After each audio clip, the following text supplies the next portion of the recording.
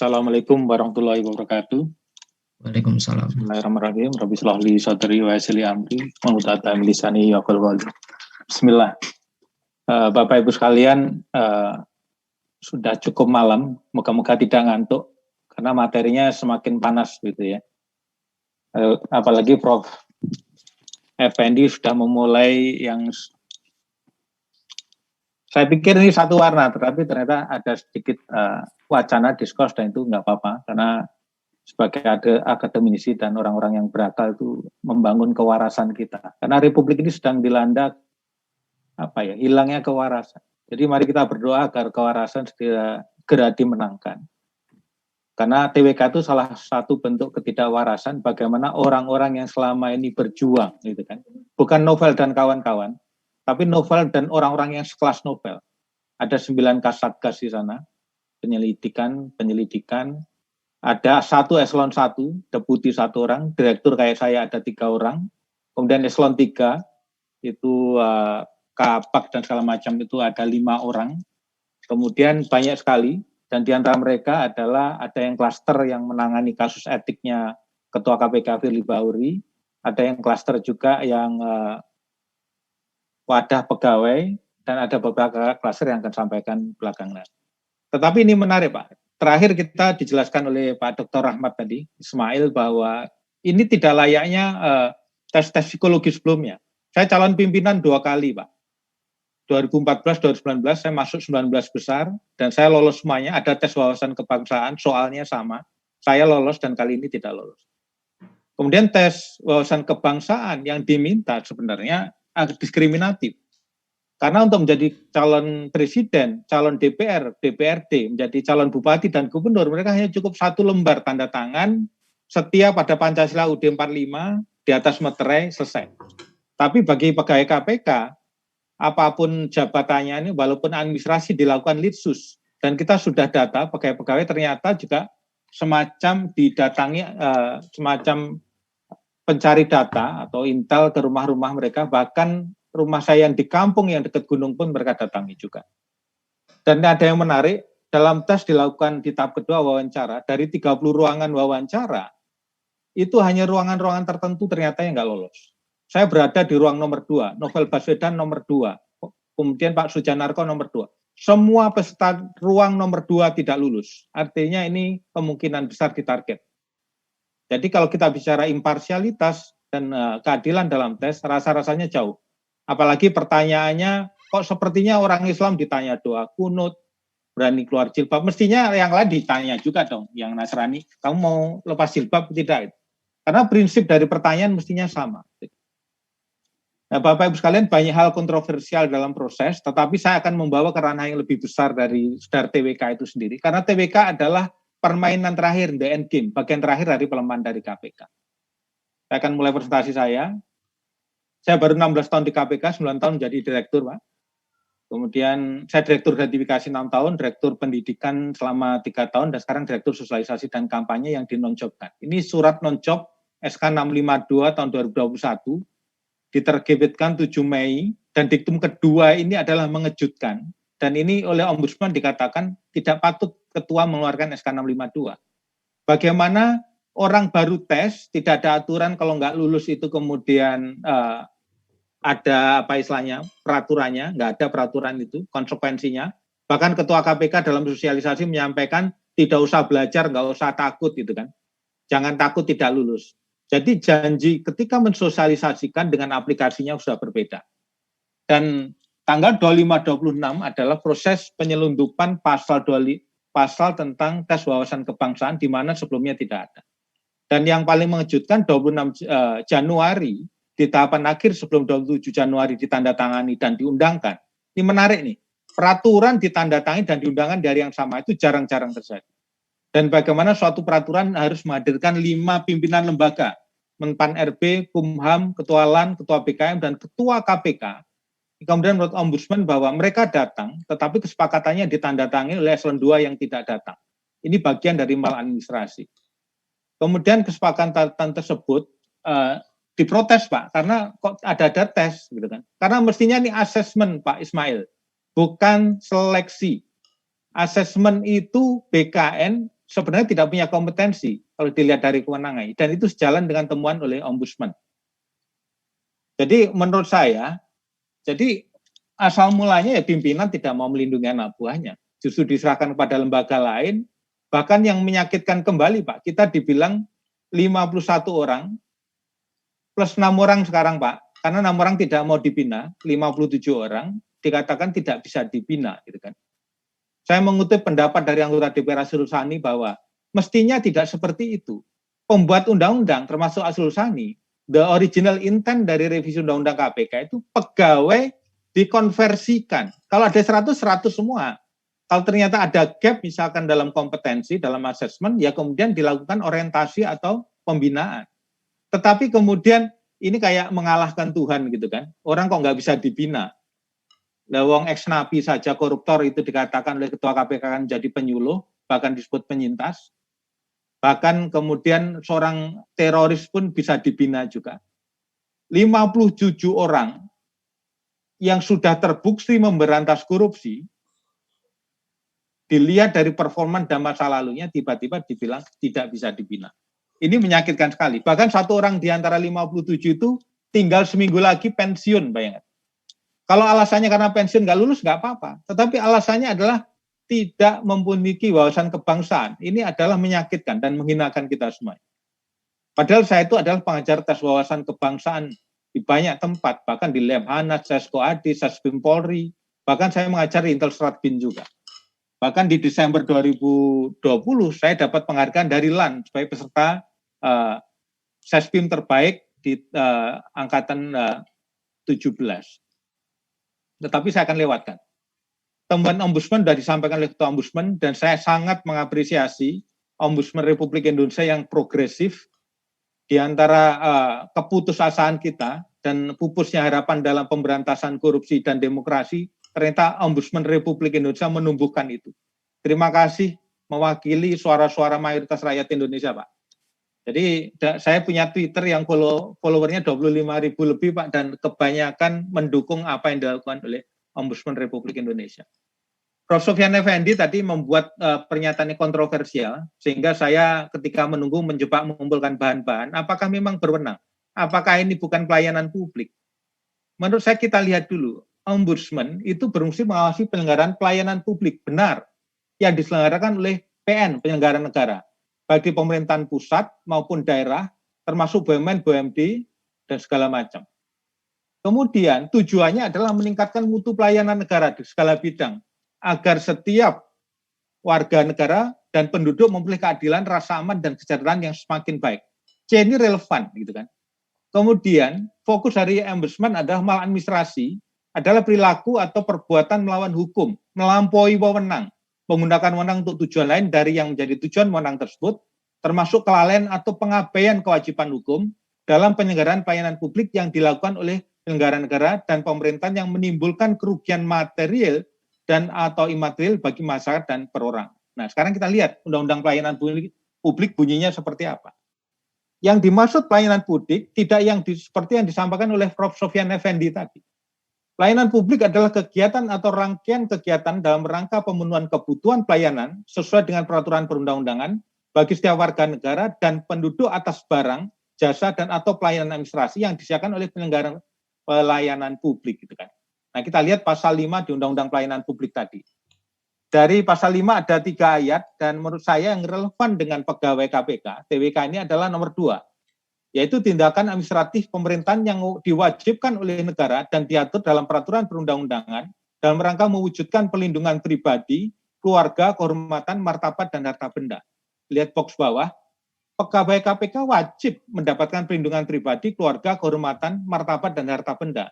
Hak pegawai sebagai pemanfaat pelayanan publik bidang administratif dilanggar oleh KPK dan BKN sebagai pelaksanaan layanan publik di bidang administrasi. Jadi, dalam konteks ini, pelayanan publik, jadi saya singkat cerita, KPK adalah penyelenggara pelayanan publik dan Ombudsman berwenang menangani pengaduan tes wawasan kebangsaan ini. Nah, sekarang apa yang bisa dilakukan Presiden? Kita lihat PP nomor 17 tahun 2020, di mana di sana Presiden adalah pemegang kekuasaan tertinggi pembinaan PNS berwenang mengangkat, memindahkan, dan memberhentikan PNS. Jadi kalau presiden berkehendak bisa diangkat, dipindah, atau diberhentikan. Bahkan dalam kondisi tertentu, ketika pelanggaran prinsip merit, sistem merit ini dilanggar, kemudian adanya istilahnya untuk meningkatkan efektivitas penyelenggaraan pemerintahan, maka presiden bisa menarik kembali kewenangan yang ada di pejabat pembina kepegawaian tadi, sekjen atau menteri atau kepala BKN atau Menpan RB sekaligus. Sehingga menurut saya relevan rekomendasi dari temuan dari Ombudsman tadi bahwa ada beberapa hal yang mesti diperbaiki. Ini bagian intinya. Sebenarnya saya tadi mau ke sini, tapi ternyata di awal harus menyelesaikan isu tadi. Bapak Ibu sekalian, kita coba melihat sesuatu yang lebih besar lagi. Bahwa KPK itu adalah anak kandung reformasi. Didirikan hampir bersamaan dengan Mahkamah Konstitusi, PPATK, Komisi Yudisial. Jadi kalau kita bicara tentang pemberantasan korupsi, ini bagian dari TAP MPR yang merupakan wewenang sebagai konsekuensi runtuhnya rezim Orde Baru untuk anti KKN. Tetapi Indonesia ini mengulang sejarah yang sama. Membangun anti korupsi, dibubarkan, 67 bangun lagi, bubarkan, 77 bangun, bubarkan, dan lain-lain. 97 krisis ekonomi. Kemudian kenapa Indonesia ini suka bubarin lembaga anti korupsi hampir 10 tahunan. Dan satu-satunya lembaga yang berusia 19 tahun adalah KPK. Karena KPK menggunakan undang-undang khusus, dan KPK mencoba belajar dari sejarah. Bahwa lembaga anti korupsi sebelumnya itu biasanya digunakan untuk kepentingan politik. Jadi istilahnya sepanjang itu adalah tidak berseberangan dengan pemerintah atau kekuasaan, maka dibiarkan. Tetapi kalau bersinggungan mulai diajar. Kemudian di poin kedua, biasanya hanya bagus di awal-awal aja, setelah itu korup gitu kan. Jadi kita misalkan ada tim Tas Tipikor, ada Saber Pungli, sekarang kemana itu? Hanya bagus di depan. Kemudian aspek SDM tidak diperhatikan, makanya KPK mempunyai sistem SDM sendiri. KPK tidak menggunakan sistem PNS. Awal-awal kita menolak menjadi PNS, karena kita harus melakukan reform. Sehingga kita mempunyai peraturan pemerintah 63 sendiri yang bisa mengatur sistem penggajian dan sistem SDM sendiri. Tetapi rupanya koruptor cukup cerdik sehingga merubah sistem kepegawaian ini menjadi bagian dari ASN. ASN tidak lebih buruk, tapi ada konsekuensi yang besar, ada waktu menunggu 2 tahun, sehingga proses itu akan memperlambat pemberantasan korupsi, dan segala macam. Nah ini berdata yang paling penting Ibu Bapak yang ingin saya sampaikan pada guru besar dan doktor. Ada salah satu indikator, Corruption Perception Index yang dikeluarkan oleh Transparansi Internasional yang di Berlin, itu dihitung tiap tahun, dia menggunakan banyak sekali data-data, dan untuk Indonesia menggunakan 9 jenis data. Jadi Composite Index, dari Betterment Index, World Competitiveness Index, sampai pada banyak sekali data, itu bukan survei kuesioner yang ditanya, tetapi adalah menggunakan data-data yang mempunyai korelasi dengan anti korupsi. Data itu coba saya amati karena baru dikeluarkan pada tahun 1995. Semakin mendekati angka 100, maka negara itu semakin bersih. Hasilnya seperti ini, Bu Bapak. Jadi di zaman Soeharto, itu skornya 19, jadi hampir mutlak korupsinya. 19, kemudian terjadi krisis ekonomi 97, kemudian jatuh sampai pada pemerintahan Habibie di skor 17. Kalau saya hitung dari 19 ke 17 malah turun 2 dibagi 4 tahun, itu artinya kecepatan Soeharto hanya minus 0,5. Jadi memang zaman Soeharto adalah terburuk dalam pemberantasan korupsi. Habibie hanya 3 bulan, Gus Dur memerintah selama 2 tahun, kemudian lumayan meningkat 2 poin di sana. Kemudian Gus Dur membuat ide untuk Badan Independen Anti Korupsi, termasuk meneruskan undang-undang yang dibuat Habibie, Undang-Undang Tipikor dan Undang-Undang 28 tahun 99. Kemudian draft undang-undang itu ditandatangani oleh Bu Megawati pada tahun 2002. Kemudian dijalankan selama 3 tahun, hanya naik 1 poin. Kecepatan hanya naik 1 poin. Jadi kurang lebih kecepatannya 0,25. Kemudian pada zaman SBY kenaikannya dari 2004 sampai 2014 14 poin atau 1,4 per tahun. Di zaman pemerintahan Jokowi 34 sekarang berakhir 37 atau hanya naik 3 poin selama 6 tahun dengan kecepatan 0,5 kenaikan per tahunnya. Kalau kita amati dari peristiwa-peristiwa ini, IPK itu sangat tergantung pada isu-isu yang terjadi di sekeliling pemberantasan korupsi. Kenapa tahun 2006-2007 turun 1 poin? Karena ada peristiwa suap Mahkamah Agung. Ada Hari ini Wioso di sana. Kemudian ketika tahun 2009 terjadi stagnasi, ada peristiwa BP Chandra atau Cicak Buaya 1. Kalau kita lihat pada tahun 2012, ternyata ada polemik kasus simulator, sehingga Novel Baswedan waktu itu ditangkap juga. Kemudian kalau kita amatin pada tahun 2015, terjadi hanya kenaikan 1 poin. Ternyata penyebabnya adalah polemik Cakapori waktu itu. Kemudian pada tahun 37 juga stagnan, karena revisi Undang-Undang KPK masuk dalam prolegnas di DPR. Walaupun demo banyak, tetapi dipaksakan. Kemudian aja naik 1 poin lagi, pada tahun 2017 adalah sengkarut kasus EKTP. Jadi waktu itu bagaimana Novel Baswedan sebagai Kasatgas menangani itu dan polemiknya luar biasa. Kemudian pada tahun 2019 ada revisi Undang-Undang KPK dan sekarang adalah TWK, itu adalah sesi akhir gitu kan. Jadi dapat dibayangkan dampak dari revisi Undang-Undang KPK menurunkan 3 poin indeks anti korupsi kita.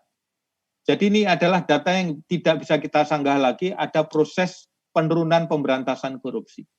Ini adalah 6 tahapan pelemahan KPK. Awalnya kita sama-sama dalam panel di Universitas Paramadina bersama Tom Power, ada 6 tahapan, kemudian saya sempurnakan. 6 tahapannya apa sih sehingga kita bisa mempunyai kesimpulan bahwa TWK itu adalah the end game atau permainan terakhir. Yang pertama adalah tahapan untuk menempatkan sebagian elit politik di luar jangkauan hukum KPK. Polemik Cakapori, adanya buku merah, putusan bebas kasus pajak, mungkin masih ingat Hadi Purnomo, kemudian kasus BLBI juga dibebaskan, kemudian ada mafia hukum juga dibebaskan oleh Mahkamah Agung. Kemudian tahap kedua adalah intimidasi terhadap penyidik KPK. Novel Baswedan sudah 4 kali diserang. Afif penyidik kasus yang lama itu tahun 2015 juga disiram air keras. Kemudian ancaman hukum pembunuhan untuk piala direktur penyidikan dan lain-lain. Banyak sekali di sana. Yang ketiga adalah delegitimasi diskursif terhadap penyidik dan pegawai KPK. Dituduh Taliban, dituduh radikal, kadrun, tebang pilih, politis, asusila. Situasinya situasi menjelang pemilihan capres sehingga seakan-akan KPK bermain politik. Dan ini menurut saya adalah kerja-kerja para buser. Dan itu adalah fitnah dan framing negatif yang membuat orang berkesimpulan ada yang salah di KPK sehingga dibutuhkan revisi Undang-Undang KPK. Kemudian yang keempat adalah pengangkatan perwira aktif polisi menjadi pimpinan dan pejabat KPK. Biasanya pimpinan KPK itu adalah purnawirawan. Purnawirawan, misalnya Pak Bibir Samatrianto, Pak Togar Marukit, baru kali ini pimpinan KPK adalah perwira aktif bintang 3. Kemudian dilanjutkan oleh 8 ada Irjen, ada Brigjen yang menduduki posisi di KPK sekarang, baik eselon 1 dan di eselon 2.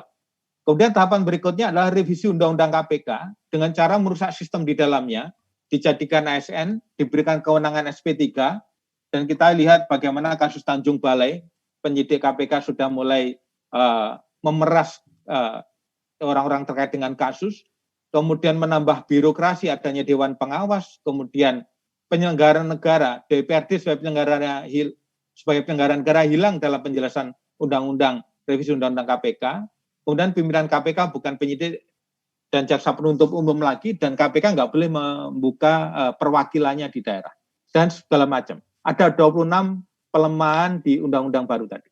Di tahap ke-6 ada implementasi dari revisi undang-undang KPK itu sendiri, yang sebagai puncaknya adalah alih status melalui tes wawasan kebangsaan, dan dalam rangka sebenarnya menimbulkan ketakutan.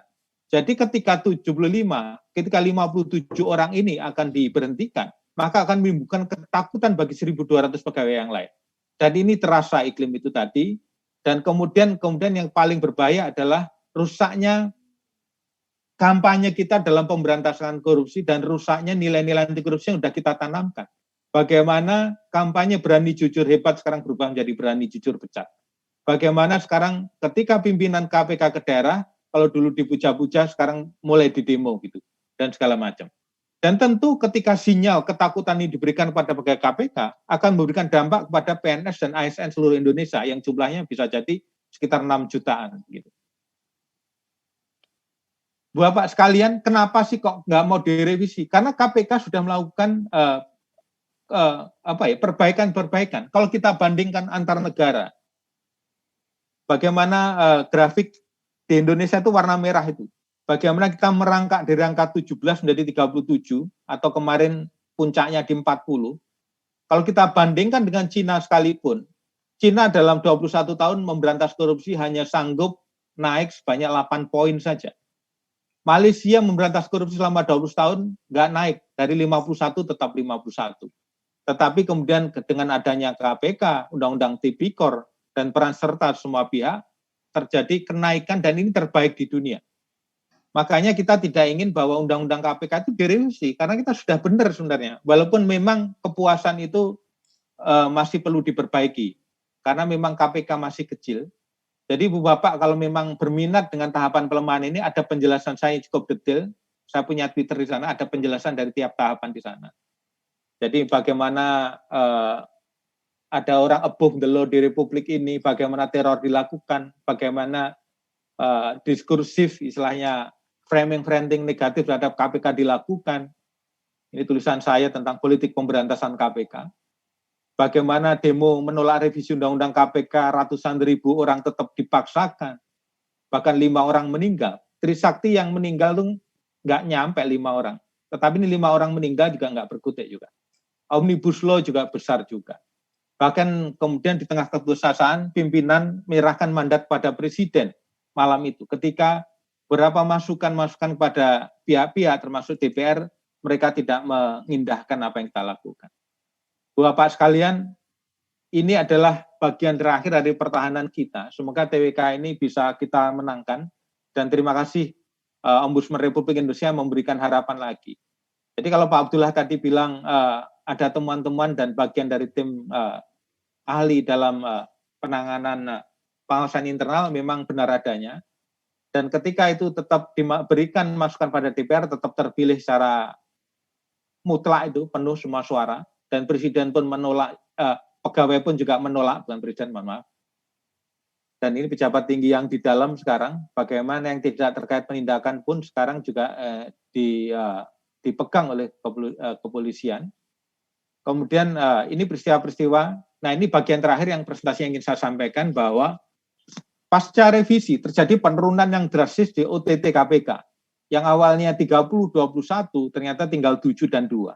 Yang warna merah itu. Dan ketika kita lihat 7 dan 2 tadi, itu kasus Bupati Sidoarjo, Komisioner KPU yang ada Harun Masiku di sana, Bupati Kutai Timur, Menteri Kelautan dan Perikanan, Wali Kota Cimahi, Bupati Banggai Laut, Mensos, kemudian 2021 ada Gubernur Sulsel dan Bupati Nganjuk.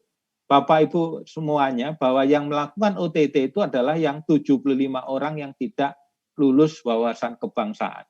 Jadi kira-kira Bapak Ibu sekalian silahkan menyimpulkan masing-masing sebenarnya tes wawasan kebangsaan ini apakah tes layaknya tes biasa, apakah memang ada upaya-upaya tertentu hingga terjadi penyingkiran agar dalam rangka memperlemah KPK.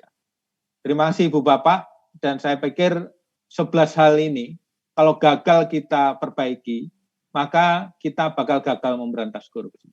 Dan sepertinya 1-11 ini hampir semuanya ada di negara kita. Kita sebagai akademisi dan Ibu Bapak sebagai guru besar mempunyai panggilan moral dan semuanya untuk memperbaiki ini. Untuk membangun komitmen politik pemberantasan korupsi yang lebih baik, menambah sumber daya pemberantasan korupsi, menjaga independensi, memperbaiki strategi, memberikan kecukupan hukum, kemudian tidak memberikan celah yurisdiksi, kemudian memberikan dukungan politik, membangun koalisi, kemudian memberantas korupsi penegak hukum, di mana KPK masih sedikit di sana. Kemudian menjaga agar SDM KPK tetap profesional, sehingga sistem SDM-nya tidak diacak-acak, kemudian memperkuat pengawasan internal. Terima kasih. Kalau ada pertanyaan nanti masih banyak slide di sini, Ibu Bapak nanti akan saya sampaikan. Ini bagian kita selalu dituduh seperti ini, tapi kenyataannya adalah dari 57 orang itu tadi, 7 orang Nasrani, 1 orang Buddha, 1 orang Hindu. Jadi sebenarnya itu hanya narasi-narasi saja ketika mereka ingin merevisi Undang-Undang KPK, melegitimasi pelemahan pemberantasan korupsi, dan upaya-upaya menggunakan prosedur. Ini menurut saya bahaya. penggunaan birokrasi dalam proses untuk pelemahan KPK adalah modus terbaru dalam melawan pemberantasan korupsi. Terima kasih Ibu Bapak.